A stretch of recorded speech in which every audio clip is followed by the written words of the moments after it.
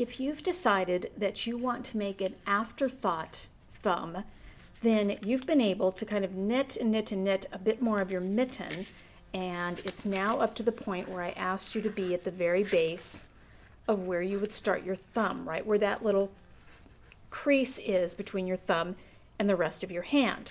Okay, what you are going to do is put stitches on hold right about, oh, I don't know, a third of the way in, and maybe put in, you know, what I like to do, to be perfectly honest with you, is I like to actually put my hand through and just kind of see how many stitches make up half of my thumb, because the other half we will get to later. So I don't know, 5 stitches, 6 stitches, nice and comfortable. Let's say 6.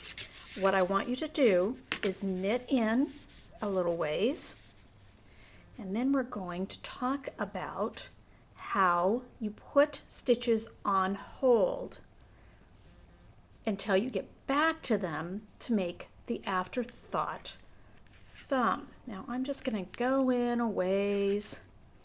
I don't know. I'll go in 6 stitches, let's say. 2, 4, 6. Let's go in 6 stitches, and then let's say we're going to put 6, let's put 7 stitches on a hold until we get back. Here's how you do that. You let this yarn, the yarn you're using for your mitten, just hang there, and you take a holding yarn. Now I like to use a cotton yarn, but certainly isn't going to hurt you if you use a regular wool yarn, and you are going to knit the number of stitches we were just talking about, in this case 7, with this yarn. 2, 3, 4, 5, 6, and 7. Okay, but now look at this. The yarn for your mitten is over here. You're all the way over here. That's fine, because what you've done is you have put these stitches onto this bit of cotton to hold them. What you want to do is turn your work, and you want to purl back to where you were. Same amount, doesn't matter. 1,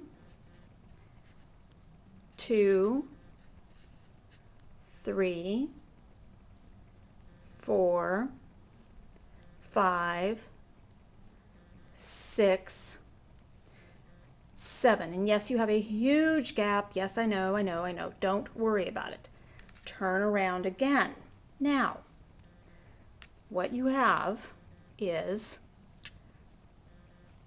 you've gotten back to where your mitten yarn is sitting there waiting for you. Here's what I want you to do. Think about it like this. You knit 1 row of cotton stitches, and they're holding the half of your thumb stitches eventually. Okay, my thumb is here. 1/2 is being held by these cotton stitches.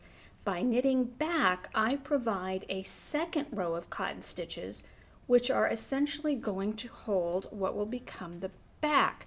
So now what I do, I knit all the way across, and I mean all the way across, all the way to the end of your row, because now what you have done is you have made a way that you will be able to go back later and make essentially a hole. You're going to take that yarn out of there, and you are going to pick those stitches up and knit the fabric for your thumb. Basically knit a little tiny thumb mitten. Okay, now look, I'm done with these stitches, and if you think about it, look at this. I have half of the stitches are now sitting here, and the other half of the stitches, and if you imagine my thumb poking up through this yarn and knitting around and around it, that's what's going to happen. So what you do now, simple as that for an afterthought. Actually, I may go back and move it over a little bit. I'm not really sure yet. I might like it that far anyway. Anyway, All you do now is go around and around and around. You have put a placeholder for that thumb. Actually, I like exactly where it is. I'm going to leave it where it is. And you put a placeholder for that thumb, and you're going to ignore it. And you're going to continue to knit around and around and around and around until you get to the top of your little finger. So keep trying on your mitten and keep going around and around. Don't worry about your thumb, you're going to deal with it later. Just go until you're at the top of your little finger. Stop. Come back and check with me on the video that tells you how to finish the top of your mitten, because we're going to go ahead and finish the top of your mitten and then come back and finish your thumb. All right, enjoy your knitting.